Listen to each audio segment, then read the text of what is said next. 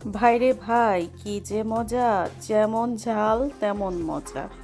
দেখি, এটা হচ্ছে স্টোমাক, কাউ স্টোমাক, ঠিক আছে, গরুর ভুঁড়ি আর কি। হ্যালো ভিউয়ার্স, আসসালামু আলাইকুম।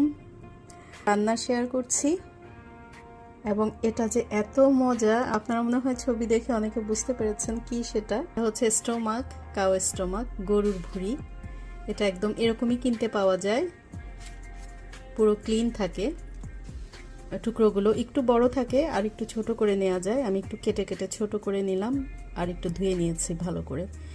তারপরে এর মধ্যে যত রকমের গুঁড়ো মশলা আছে, হলুদ, মরিচ, ধনিয়া, জিরা, গরম মশলা, তারপর হচ্ছে একটু গরম মশলা বলতে যেটা এলাচ, দারচিনি, তেজপাতা আস্তটা আমি দিয়েছি এবং একটু গুঁড়ো দিলাম, লবণ দিয়েছি, আদা রসুন বাটা দিলাম, তেলও দিয়েছি।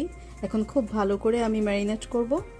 তারপরে চুলায় বসিয়ে আমি আস্তে আস্তে আস্তে আস্তে এটাকে সেদ্ধ করতে থাকবো আর কি, এটা হতে থাকবে। তো চলুন একটু পরে আমরা রান্না বসিয়ে দিই। ম্যারিনেটের পর অবশ্য কিছুক্ষণ আমি রাখবো, তারপরে আমি বসিয়ে দেবো চুলায়। কয়েকটি আস্ত মরিচ দিলাম, আস্ত শুকনো মরিচ দুভাগ করে, একটু ঝালটা বাড়ানোর জন্য, এটার গন্ধটাও একটু অন্যরকম। চুলায় বসিয়ে দিলাম, এটা এখন আস্তে আস্তে সিদ্ধ করব। কিছুক্ষণ পর পর নাড়তে থাকবো আর সিদ্ধ করতে থাকবো। আমি কোনো পানি দিইনি, বটের থেকে যে পানি বেরিয়েছে সেটা দিয়ে বট সিদ্ধ হচ্ছে। কালারটা কি নাইস, ভীষণ সুন্দর একটা কালার হয়েছে মশলাতে। যে মশলাগুলো আমি দিয়েছি না, সেই মশলার কালারই এটা। তো সেদ্ধ হতে থাকুক আর একটু। সেদ্ধ হয়ে যখন বট তো আসলে একদম পুরো ভাজা ভাজা করে ফেলতে হয়, বটে সাধারণত কোনো ঝোল রাখা যায় না, মাখা মাখা হয়তো একটা ঝোল থাকবে। শেষ পর্যায়ে যে অনেকে এটা অন্য আরেকটা ফ্রাই প্যানের মধ্যে একটুখানি তেল দিয়ে পেঁয়াজ বেরেস্তার মতো করে তারপর সেটাতে আবার একটু ভাজা ভাজা করে নিতে হয়।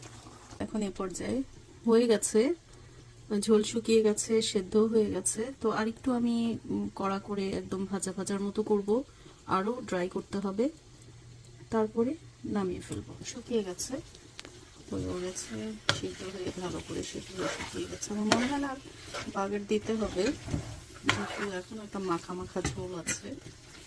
সো এটাকেই আরও কিছুক্ষণ রেখে ড্রাই করতে করতে পোড়া পোড়া হয়ে যাবে। শেষ হয়ে গেল, একটু মাখা মাখা ঝোলঝোলের মতো আছে, বাট ভাতের সাথে এটা খেতে ইয়াম্মি লাগবে। এই যে আমি এত ঝাল দিয়েছি, এত ঝাল, মানে আমি বুঝতেই পারিনি যে ঝালটা এত বেশি হয়ে গেছে।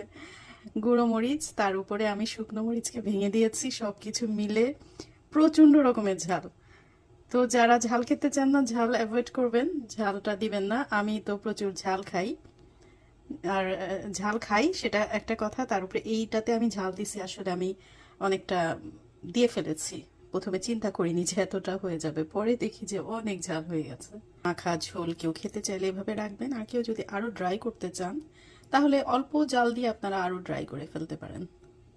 তো বন্ধুরা, এই ছিল আমার আজকের রান্না। সবাই ভালো থাকবেন, সুন্দর থাকবেন এবং স্বাস্থ্যের প্রতি যত্নবান হবেন। মনে রাখবেন, স্বাস্থ্য সুন্দর থাকলে আপনার মন সুন্দর থাকবে, আর আপনার মন সুন্দর হলে এই পৃথিবীটা সুন্দর হবে। আল্লাহ হাফেজ।